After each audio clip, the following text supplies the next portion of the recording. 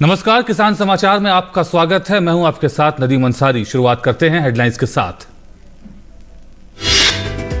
संविधान सभा से भारतीय संविधान की स्वीकृति के उपलक्ष्य में देश भर में मनाया जा रहा है संविधान दिवस। प्रधानमंत्री नरेंद्र मोदी ने कहा, संविधान विविधता भरे हुए इस देश को बांधता है एक सूत्र में।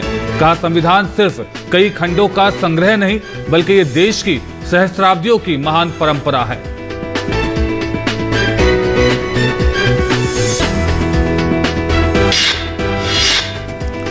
प्रधानमंत्री ने दुनिया के चौथे सबसे बड़े अंतर्राष्ट्रीय हवाई अड्डे नोएडा इंटरनेशनल एयरपोर्ट की गौतम बुद्ध नगर में गुरुवार को रखी आधारशिला।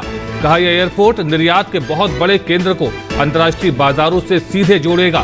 यहाँ के किसान फल, सब्जी, मछली जैसी जल्दी खराब होने वाली उपज को सीधे निर्यात कर पाएंगे।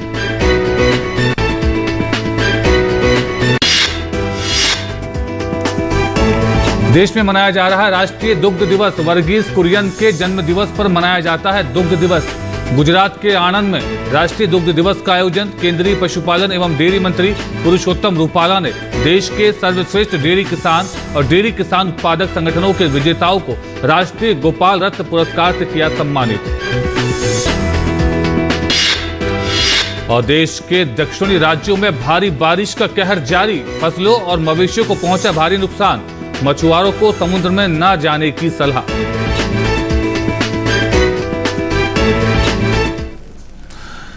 और हेडलाइंस के बाद आइए अब देखते हैं खबरों को विस्तार से। संविधान सभा से भारतीय संविधान की स्वीकृति के उपलक्ष्य में देश भर में संविधान दिवस मनाया जा रहा है।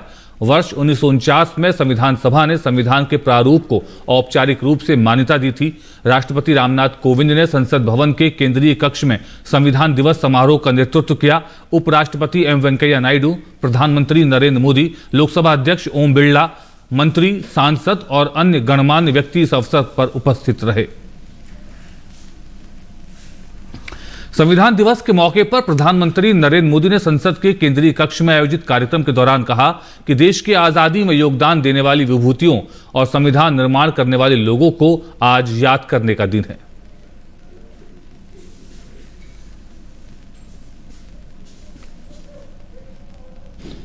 डॉक्टर राजेंद्र प्रसाद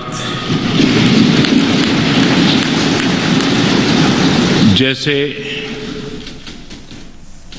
दूरंदेशी महानुभावों को नमन करने का है। आज का दिवस इस सदन को प्रणाम करने का है, क्योंकि इसी पवित्र जगह पर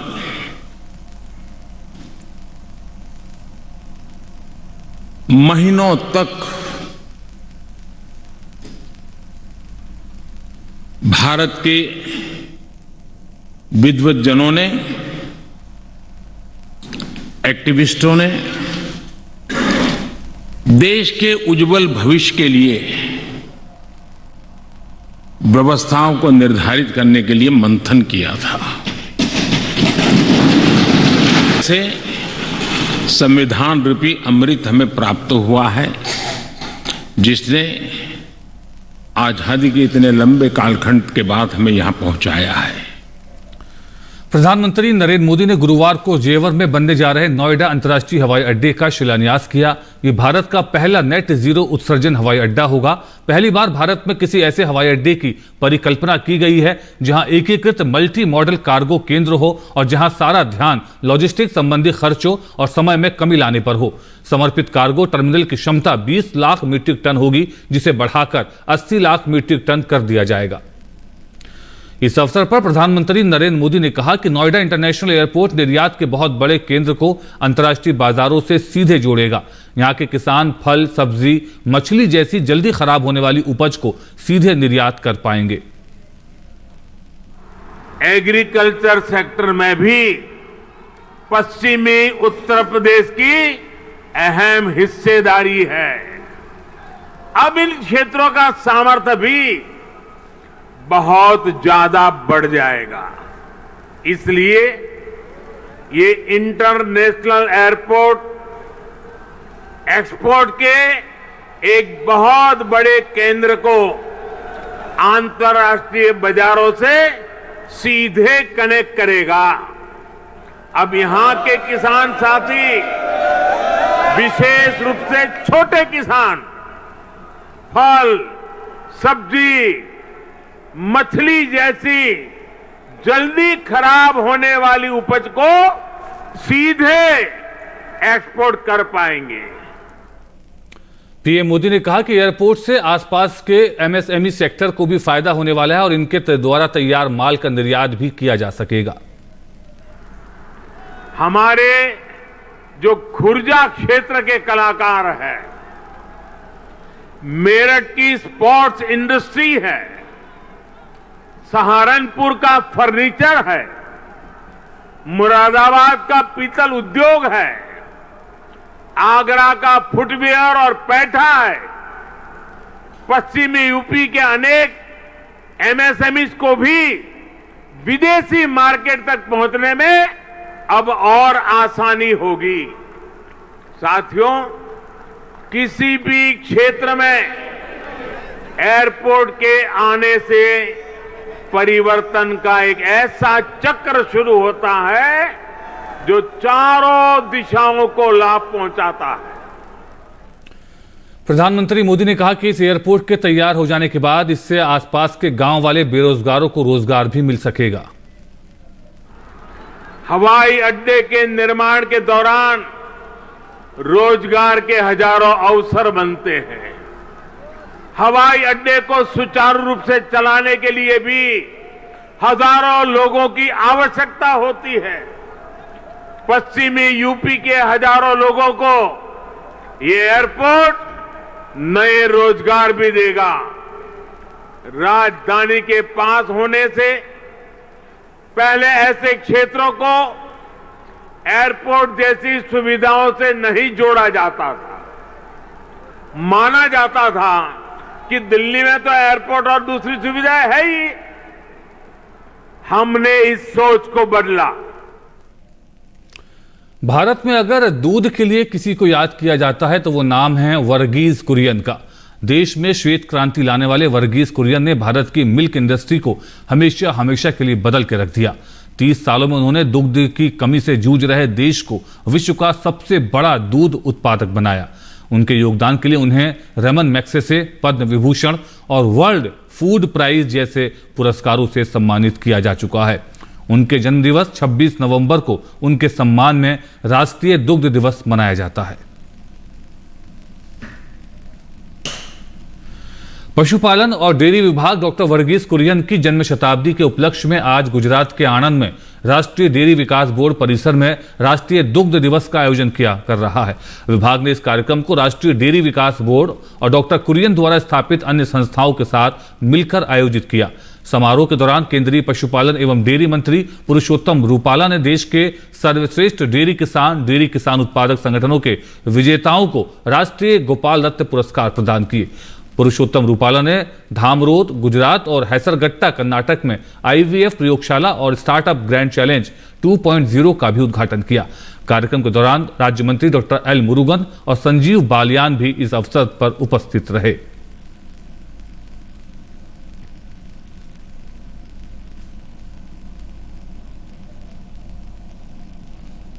इस अवसर पर केंद्रीय मत्स्य पालन, पशुपालन और डेयरी राज्य मंत्री संजीव बालियान ने वर्गीज कुरियन को याद करते हुए उनके विजन की प्रशंसा की। साथ ही कहा कि देश में अमूल जैसे और ब्रांड बनाने की आवश्यकता है। सच्ची श्रद्धांजलि, अगर वाकई आप उनके सच्चे शिष्य हैं, आपने बहुत बड़ा अमूल बना लिया। वाकई आपको बधाई। आपने गुजरात के किसान की तस्वीर बदली, इसके लिए भी आपको बधाई। एनडीटी बहुत अच्छा काम कर रही है। संकट के समय में आपने ये फैमिली वैक्सीनेशन दी, प्राइवेट तो इसमें भाग गई, ये सच है। लेकिन सच्ची श्रद्धांजलि वही होगी कि दोबारा समय आया है कि इस मॉडल को दूसरे प्रदेशों में जहां हम रेप्लिकेट नहीं कर पाए, दूसरे प्रदेशों में इस मॉडल को हम रेप्लिकेट करें। और मुझे उम्मीद है कि पुरुषोत्तम रूपाला जी हमारे इस विभाग के मंत्री भी हैं, परिवार के मुखिया हैं, उनके नेतृत्व में या तो अमूल बड़ा होगा या कुछ और अमूल कुछ अलग अलग प्रदेशों में खड़े करने होंगे। मैं एक बार फिर उस सारी टीम को याद करना चाहूंगा जो कुरियन जी के साथ थी। केंद्रीय गृह एवं सहकारिता मंत्री अमित शाह ने वीडियो कॉन्फ्रेंसिंग के माध्यम से इंडियन चैम्बर ऑफ कॉमर्स के वार्षिक सत्र और एजीएम को संबोधित किया। इस संबोधन का विषय था Bharat @75 empowering north east India. केंद्रीय गृह मंत्री ने कहा कि ऑर्गेनिक फूड के लिए भी 3 राज्य संपूर्ण ऑर्गेनिक राज्य घोषित कर दिए गए हैं और बाकी राज्यों में भी ऑर्गेनिक कृषि को बढ़ावा दिया जा रहा है। पूरे विश्व में ऑर्गेनिक फूड की मांग और बाजार बढ़ रहा है और इसके लिए भी नॉर्थ ईस्ट बहुत बड़ा स्पॉट बन सकता है। ऑर्गेनिक फूड के लिए भी 3 राज्य संपूर्णतः ऑर्गेनिक राज्य घोषित कर दिए गए हैं। बाकी राज्यों में भी ऑर्गेनिक कृषि को बढ़ावा दे रहा है। देश भर के को ऑर्गेनिक फूड देने का एक बहुत बड़ा हब नॉर्थ ईस्ट बन सकता है। पूरे विश्व में ऑर्गेनिक फूड की जो मांग और बाजार बढ़ रहा है, इसके लिए भी नॉर्थ ईस्ट बहुत बड़ा स्पॉट बन सकता है। स्पोर्ट्स के लिए भी बहुत बड़ी संभावनाएं नॉर्थ ईस्ट के अंदर पड़ी है। अमित शाह ने कहा कि यहां बांस और कागज के उद्योग के लिए अपार संभावनाएं हैं। भारत के कुल बांस उत्पादन का लगभग 60% हिस्सा पूर्वोत्तर में है और अब नरेंद्र मोदी सरकार ने बांस को खेती का स्टेटस दिया है। केंद्रीय गृह एवं सहकारिता मंत्री ने कहा कि प्रधानमंत्री जी का एक स्वप्न है आत्मनिर्भर भारत का। हम आजादी के अमृत महोत्सव वर्ष में हैं और जो लोग भी यहां से आजादी के 100 साल मनाने तक होंगे, हमें उनके लिए रास्ता तैयार करना है।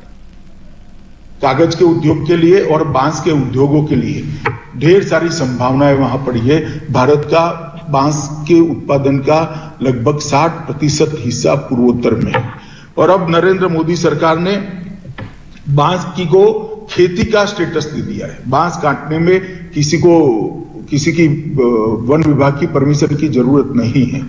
इसके कारण बांस की खेती भी वहां बढ़ रही है। बांस से जुड़े हुए उद्योग भी वहां पर बहुत अच्छे तरीके से बढ़ सकते हैं और दुनिया भर में इसका आकर्षण है। केंद्रीय ग्रामीण विकास मंत्रालय के तहत राष्ट्रीय ग्रामीण आजीविका मिशन का पशुपालन, डेयरी व मत्स्य पालन मंत्रालय के साथ समझौता हुआ है। देश की ग्रामीण आबादी की आर्थिक तरक्की सुनिश्चित करने के साथ महिलाओं को स्वावलंबी बनाने में इस समझौते से कितनी मदद मिलेगी, इस विषय पर हमारे संवाददाता ओपी यादव ने बात की केंद्रीय ग्रामीण विकास व पंचायती राज मंत्री गिरिराज सिंह से। देश में ग्रामीण आर्थिक वृद्धि के लिए पशुपालन और डेयरी मंत्रालय का राष्ट्रीय ग्रामीण आजीविका मिशन के साथ समझौता पत्र पर हस्ताक्षर हुआ है। इसके क्या मायने हैं, इस विषय पर बात करने के लिए हमारे साथ मौजूद है केंद्रीय ग्रामीण विकास और पंचायती राज मंत्री गिरिराज सिंह जी। ग्रामीण भारत की आर्थिक तरक्की सुनिश्चित करने की बात करें तो ये समझौता कितना महत्वपूर्ण है? जब मोदी जी देश में प्रधानमंत्री के रूप में 14 में आए थे तो आजीविका मिशन में सेल्फ हेल्प ग्रुप की संख्या मात्र 2 करोड़ 35 लाख था और उनको बैंक से लिंकेज मात्र 80,000 करोड़ था। और आज मोदी पर भरोसा करके उन लोगों ने ऐसा भरोसा किया कि 8 करोड़ सदस्य हैं और 80,000 बैंक लिंकेज पहले और अभी लगभग 4 लाख करोड़। 2014 के पहले एनपीए था 9.58% और अभी है 2.83% और आने वाले दिन में मैंने लक्ष्य लिया है मिनिमम पर ले आना। प्रत्येक बहनों की आमदनी 1 लाख रुपया प्रति वर्ष हो। वो लाइव स्टॉक सेक्टर होगा, एग्री सेक्टर होगा, एग्री एलाइड सेक्टर होगा। ग्रामीण क्षेत्रों में कृषि, पशुपालन और डेयरी से महिलाएं जुड़ी होती है। जो समझौता हुआ इससे कहीं न कहीं इन महिलाओं को स्वावलंबी बनाने में कितनी मदद मिल सकती है? हमारी बहनें बकरी का, गाय का, भेड़ का, शुअर का ब्रीडर फार्म भी खोलेंगी, हेल्थ भी देखेंगी, मार्केटिंग भी देखेंगी। तो एक मल्टी डायमेंशन का आज एक संयुक्त हस्ताक्षर हुआ है। ग्रामीण आर्थिक वृद्धि सुनिश्चित करने से संबंधित जो समझौता पत्र हुआ है उससे न केवल ग्रामीण आर्थिक तरक्की सुनिश्चित होगी बल्कि महिलाएं और पशुपालकों की स्वावलंबी बनाकर आत्मनिर्भर भारत की संकल्पना को पूरी करने की पहल भी होगी। मेरे सहयोगी कैमरामैन राकेश के साथ मैं ओपी यादव, दिल्ली। आंध्र प्रदेश के तिरुपति शहर में मूसलाधार बारिश के कारण सड़कों में जल जमाव हो गया है। भगवान वेंकटेश्वर के प्राचीन मंदिर तक की मुख्य सड़कें बारिश के कारण काफी प्रभावित हुई हैं। भारी बारिश की वजह से कई निचले इलाकों में बाढ़ जैसे हालात पैदा हो गए हैं। मौसम विभाग ने शहर में भारी बारिश की संभावना व्यक्त की है। वहीं तमिलनाडु में भारी बारिश का कहर जारी है। बारिश के कारण सड़कें और निचले इलाके जलमग्न हो गए। मौसम विभाग ने तमिलनाडु के तूतीकोरिन, तिरुनेलवेली, तेनकासी, रामनाथपुरम सहित कई जिलों में अगले 24 घंटों के दौरान भारी बारिश की आशंका को देखते हुए रेड अलर्ट जारी किया है। प्रशासन ने 15 जिलों में स्कूलों और कॉलेजों में आज अवकाश घोषित किया है। मौसम विभाग ने कहा है कि बंगाल की खाड़ी के दक्षिण के मध्य भाग में एक चक्रवाती परिसंचरण बना हुआ है जो समुद्र तल से 5.8 किलोमीटर ऊपर तक फैला हुआ है और इसी के चलते तमिलनाडु में भारी बारिश होने की आशंका है, जिसका असर पड़ोसी राज्यों कर्नाटक, केरल और आंध्र प्रदेश पर भी पड़ेगा। इन राज्यों में आसमान में आंशिक रूप से बादल छाए रहने की संभावना है। वहीं पिछले 24 घंटों के दौरान तूतीकोरिन में 20 से 25 सेंटीमीटर से अधिक वर्षा रिकॉर्ड की गई। बारिश से प्रभावित जिलों में प्रशासन को किसी भी चुनौती से निपटने के लिए तुरंत कदम उठाने के लिए अलर्ट जारी कर दिया गया है। मौसम विभाग ने दक्षिणी क्षेत्रों में लगातार हो रही बारिश को देखते हुए तमिलनाडु के 5 जिलों के लिए रेड अलर्ट जारी किया है। मौसम विभाग ने तमिलनाडु, पुडुचेरी, कराईकल में अलग अलग स्थानों पर भारी से बहुत भारी बारिश होने की आशंका जताई है। मौसम विभाग के मुताबिक 29 नवंबर तक तटीय आंध्र प्रदेश और रायलसीमा, तमिलनाडु, पुडुचेरी, कराईकल, लक्षद्वीप और केरल और माहे में अलग अलग स्थानों पर बिजली गिरने और गरज के साथ बौछारें पड़ने की भी संभावना है। वहीं मछुआरों को समुद्र में न जाने की सलाह दी गई है। और आइए अब देखते हैं कि देश की अलग अलग मंडियों में क्या रहा अनाज का भाव, इस रिपोर्ट में।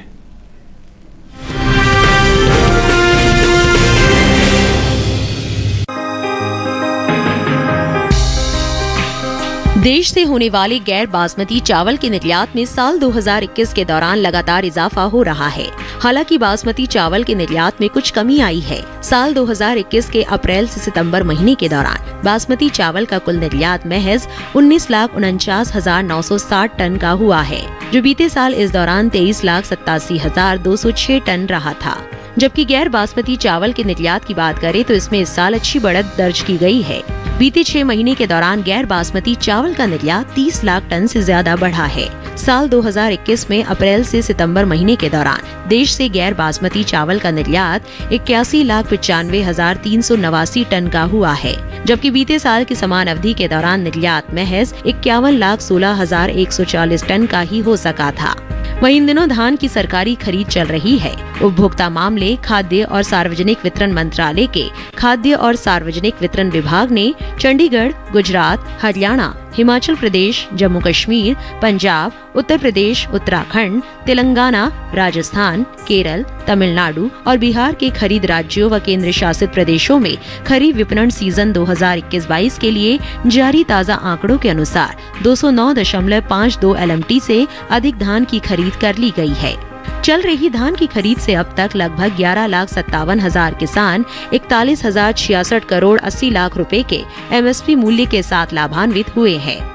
बता दें कि पिछले वर्षों की तरह ही KMS 2021-22 में किसानों से न्यूनतम समर्थन मूल्य पर धान की खरीद सुचारू रूप से चल रही है। वहीं बात धान की बुआई की करें तो चालू रबी सीजन में धान की बुआई बीते साल से कुछ पीछे चल रही है। धान के रकबे में अब तक 74,000 हेक्टेयर की कमी आई है। कृषि मंत्रालय की ओर से साल 2021-22 के लिए 18 नवंबर को जारी ताज़ा आंकड़ों के अनुसार रबी धान की कुल बुआई 6,33,000 हेक्टेयर में हो चुकी है, जबकि साल 2020-21 के दौरान बुआई का रकबा 7,07,000 हेक्टेयर रहा था। गुरुवार को कृषि उपज मंडियों में धान की आवक सामान्य रही। इसके हाजिर भाव पर नजर डालें तो एग्मार्कनेट के अनुसार धान का कटोरा कहे जाने वाले राज्य छत्तीसगढ़ की नारायणपुर मंडी में 24 नवंबर को धान का भाव था 1,250 रुपए। 25 नवंबर को इसके भाव में कोई बदलाव नहीं आया और भाव 1,250 रुपए पर रहा। वहीं राज्य की ही चारामा मंडी में इस दौरान धान के सौदों में नरमी के साथ कारोबार हुआ। यहाँ 24 नवंबर को धान का भाव रहा 1,500 रुपए। 25 नवंबर को इसके भाव में 75 रुपए की गिरावट आई और भाव 1,425 रुपए पर आ गया। हालांकि पुडुचेरी की कराईकल मंडी में बीते 2 दिनों के दौरान धान के भाव स्थिर रहे। यहाँ 24 और 25 नवंबर को धान 1,760 रुपए पर बिकी, जबकि उत्तर प्रदेश की अलीगढ़ मंडी में 24 नवंबर को शरबती धान का भाव रहा 2,350 रुपए। 25 नवंबर को इसके भाव में 50 रुपए की तेजी आई और भाव 2400 रुपए पर जा पहुंचा। उत्तर प्रदेश की दूसरी मंडियों में धान के भाव पर नजर डाले तो बस्ती मंडी में धान का भाव रहा 1940 रुपए, हसनपुर मंडी में भाव रहा 2050 रुपए, लालगंज मंडी में सामान्य क्वालिटी की धान 1940 रुपए पर बिकी, जबकि राज्य की ही लखनऊ मंडी में इस दौरान सामान्य क्वालिटी की धान के सौदे 1940 रुपए पर हुए।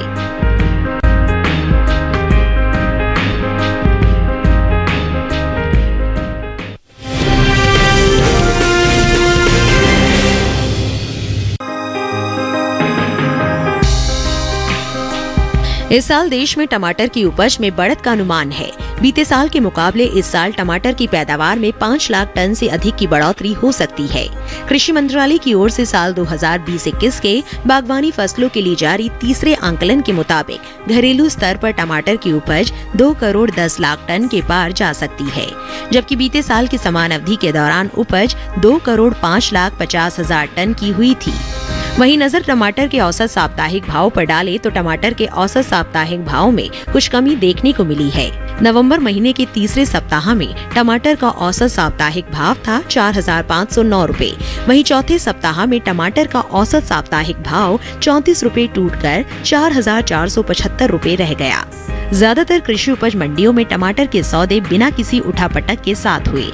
हालांकि कुछ मंडियों में इसके भाव नीचे आए हैं। गुरुवार को मंडियों में टमाटर की आवक भी सामान्य रही। हाजिर भाव पर नजर डाले तो एग्मार्क नेट के अनुसार गुजरात की सूरत मंडी में 24 नवंबर को टमाटर का भाव रहा 3650 रुपए। 25 नवंबर को इसके भाव में 250 रुपए की नरमी आई और भाव 3400 रुपए पर आ गया। हालांकि हरियाणा की गुरुग्राम मंडी में बीते 2 दिनों के दौरान टमाटर के भाव स्थिर रहे। यहां 24 और 25 नवंबर को टमाटर 3000 रुपए पर बिका। इसी तरह पंजाब की खन्ना मंडी में 24 नवंबर को टमाटर का भाव था 3500 रुपए। 25 नवंबर को इसके सौदों में कोई फेरबदल नहीं हुआ और भाव 3500 रुपए पर बना रहा। वहीं राजस्थान की जालोर मंडी में टमाटर के सौदों में नरमी के साथ कारोबार हुआ। यहाँ 24 नवंबर को टमाटर का भाव रहा 2200 रुपए। 25 नवंबर को इसके सौदे 400 रुपए लुढ़क कर 1800 रुपए पर हुए। जबकि उत्तर प्रदेश की गाजियाबाद मंडी में बुधवार को देसी टमाटर का भाव था 3600 रुपए। गुरुवार को इसके भाव में कोई बदलाव नहीं आया और भाव 3600 रुपए रहा। उत्तर प्रदेश की दूसरी मंडियों में टमाटर के भाव पर नजर डाले तो हसनपुर मंडी में हाइब्रिड टमाटर का भाव रहा 3650 रुपए। जायस मंडी में भाव रहा 3850 रुपए। चांदपुर मंडी में हाइब्रिड टमाटर 3100 रुपए पर बिका, जबकि राज्य की ही जसरा मंडी में इस दौरान देसी टमाटर के सौदे 3600 रुपए पर हुए। बता दें कि देश से होने वाला सब्जियों का निर्यात 10% घटा है। एपीडा की ओर से जारी ताज़ा आंकड़ों के अनुसार साल 2021 में अप्रैल से सितंबर महीने के दौरान देश से कुल सब्जियों के निर्यात में 3 लाख टन से ज्यादा की गिरावट दर्ज की गई है। साल 2021 के बीते 6 महीने के दौरान सब्जियों का कुल निर्यात 13,30,565 टन का ही हो सका है, जबकि बीते साल की समान अवधि के दौरान निर्यात 16,46,847 टन का हुआ था।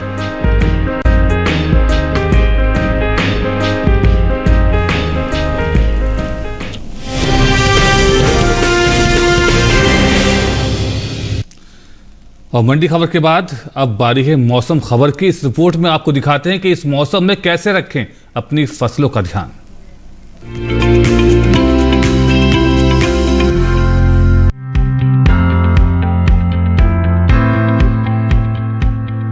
जलवायु और मिट्टी के हिसाब से खेती किसानी का काम करके अच्छा लाभ उठाया जा सकता है।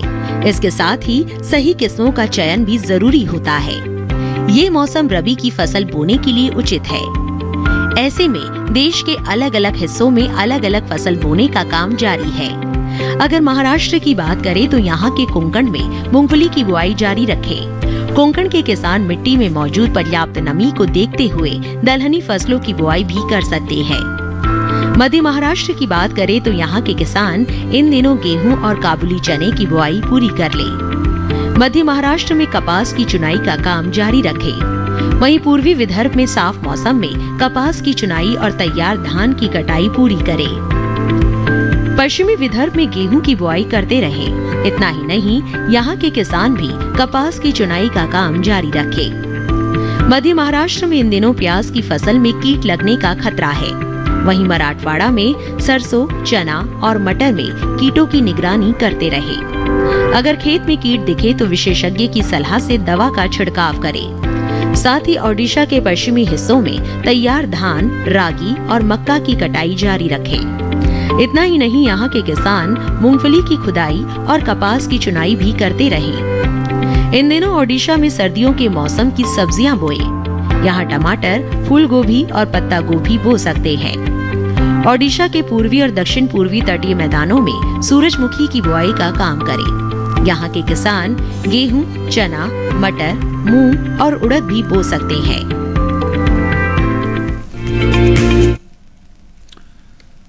और इसी के साथ किसान समाचार के आज के अंक में फिलहाल इतना ही। हमारी पूरी टीम को दीजिए अनुमति। नमस्कार।